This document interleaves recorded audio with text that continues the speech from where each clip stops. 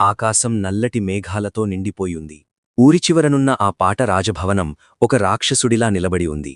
ఆ భవనంపైనున్న మేడ, టెర్రస్ గురించి ఊర్లో భయంకరమైన కథలు ప్రచారంలో ఉన్నాయి. రాము, భీము, సోము ఆ భవనం మెట్లు ఎక్కుతున్నారు. రాము తన చేతిలో ఉన్న టార్చ్లైట్ను గోడలవైపు తిప్పుతూ, చూడండి, ఇక్కడి నిర్మాణం చాలా పురాతనమైనది. ఇక్కడి ఇటుకల అమరికను బట్టి ఇది దాదాపు 200 ఏళ్ల నాటిదని అనిపిస్తోంది అన్నాడు. భీము తన కండలను సవరించుకుంటూ, రాము, నీ లాజిక్కు నాపు.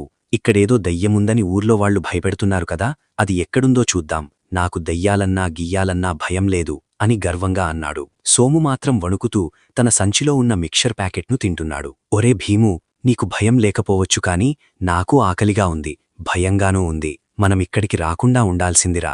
ఈ పాత మెట్లు చూడు ఎలా మూలుగుతున్నాయో అని సోము గొనిగాడు. వారు మేడమీదకు చేరుకున్నారు. అక్కడ గాలి చాలా చల్లగా, వింతగా వీస్తోంది. రాము ఆగిపోయాడు. నిశ్శబ్దంగా ఉండండి, ఏదో శబ్దం వినబడుతోంది అన్నాడు రాము. సోము భయంతో ఒక పెద్ద పిడికెడు మిక్చర్ నోట్లో వేసుకుని, నాకు నా గుండె చప్పుడు తప్ప ఇంకేం వినిపించడం లేదురా అన్నాడు. భీము నవ్వుతూ, సోము, నువ్వు మరీ పిరికివాడివిరా. చూడు, ఈ మేడ ఎంత విశాలంగా ఉందో అని మేడ చివరకు వెళ్లాడు. అకస్మాత్తుగా మెట్ల దగ్గర ఉన్న తలుపు దానంతటా అదే పెద్ద శబ్దంతో మూసుకుపోయింది. సోము గట్టిగా అరిచాడు, అమ్మా, మనమిక్కడే ఇరుక్కుపోయాం. నేను చెప్పాను కదా రాకండి అని. రాము తలుపు దగ్గరకు వెళ్లి నెట్టడానికి ప్రయత్నించాడు. ఇది లోపలి నుండి లాక్ అయినట్టు లేదు, ఎవరో బయటనుండి పట్టుకున్నట్టు అనిపిస్తోంది అన్నాడు రాము ఆలోచిస్తూ. భీము ముందుకు వచ్చి, తప్పుకో రాము, నా ఒక్క తన్నుకు ఆ తలుపు విరిగిపోవాలి అని గట్టిగా తన్నాడు. కాని తలుపు కదల్లేదు సదాకదా.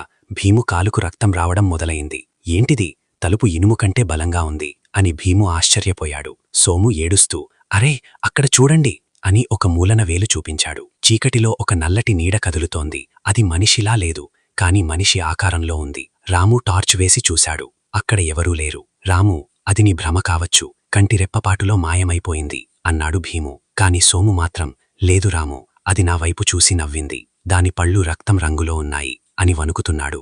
అకస్మాత్తుగా మేడ మధ్యలో ఒక పాత కుర్చీ ప్రత్యక్షమైంది. అందులో ఒక ముసలావిడ కూర్చుని ఊగుతోంది. ఆమె గొంతులో నుండి వింతైన మూలుగులు వస్తున్నాయి. ఎవరు మీరు? ఇక్కడ ఏం చేస్తున్నారు అని భీము గట్టిగా అడిగాడు. ఆ ముసలావిడ నెమ్మదిగా తలపైకి ఎత్తింది. ఆమె కళ్ళు లేవు, కేవలం నల్లటి గుంతలు మాత్రమే ఉన్నాయి. నా మేడమీదకు అతిథులు వచ్చారా అని ఆమె అడిగిన మాటలు వారి చెవుల్లో కాకుండా మెదడులో మారుమోగుతున్నాయి. సోము భయంతో తన చేతిలోని తిండి ప్యాకెట్ను కింద పడేశాడు. మమ్మల్ని వదిలేయండి అవ్వా, మేము పొరపాటున వచ్చాం అని సోము వేడుకున్నాడు. రాము తన మెదడుకు పదును పెడుతూ, ఇది కేవలం మన భయం వల్ల కలిగే భ్రమ కాదు, ఇక్కడ ఏదో అతీంద్రియ శక్తి పనిచేస్తోంది, మనం ఈ తలుపు ద్వారా వెళ్లలేము అన్నాడు.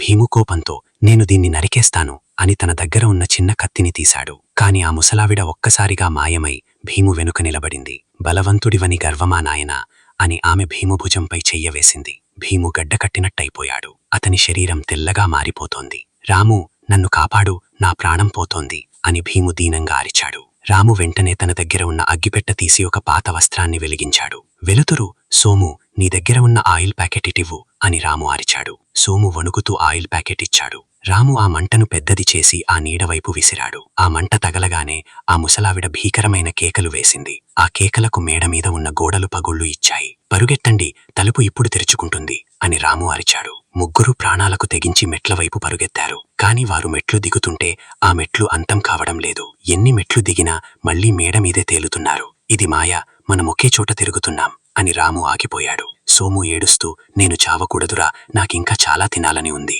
అన్నాడు. అకస్మాత్తుగా మేడమీద రక్తం వర్షంలా కురడం మొదలైంది. భీము కింద పడిపోయాడు. అతని కాళ్లు ఎవరో లాగుతున్నట్టు మేడ అంచువైపు వెళుతున్నాయి. రాము, నన్ను లాగుతున్నారు అని భీము కేకలు వేశాడు. రాము భీము చేతిని పట్టుకుని లాగుతున్నాడు. సోము కూడా భీమును పట్టుకున్నాడు. వదలకండిరా, మనం ముగ్గురం కలిసే వెళ్ళాలి అని సోము అరిచాడు. అప్పుడా ముసలావిడ రూపం మారి ఒక భయంకరమైన రాక్షసిలా తయారైంది. ఆమె నోరు తెరిచి వారిని మింగడానికి సిద్ధమైంది. రాము తన జేబులో ఉన్న ఒక పాత నాణేన్ని చూశాడు. అది ఆ భవనంలో దొరికినది. ఇది ఈమె ఆత్మకు సంబంధించినదై ఉంటుంది అని రాము ఆ నాణ్యాన్ని గట్టిగా నేలకేసి కొట్టాడు. ఒక్కసారిగా పెద్ద మెరుపు మెరిసింది. ఆ మేడ అంతా కంపించింది. వారు కళ్ళు తెరిచి చూసేసరికి తెల్లవారుజామవుతోంది. వారు ఆ పాత భవనం బయట నేల మీద పడి ఉన్నారు. భీము ఒళ్లంతా గాయాలతో ఉన్నాడు. సోము చేతిలో చిప్స్ ప్యాకెట్ బదులు మట్టి ఉంది. మనం బతికే ఉన్నామా రాము అని సోము అడిగాడు. రాము ఆ భవనం వైపు చూస్తూ, బతికాము, కాని ఆ మేడ మనల్ని ఎప్పటికీ వదలదు. ఆ నాణ్యం విరిగిపోయినా ఆ ఆత్మ ఇంకా అక్కడే ఉంది అన్నాడు.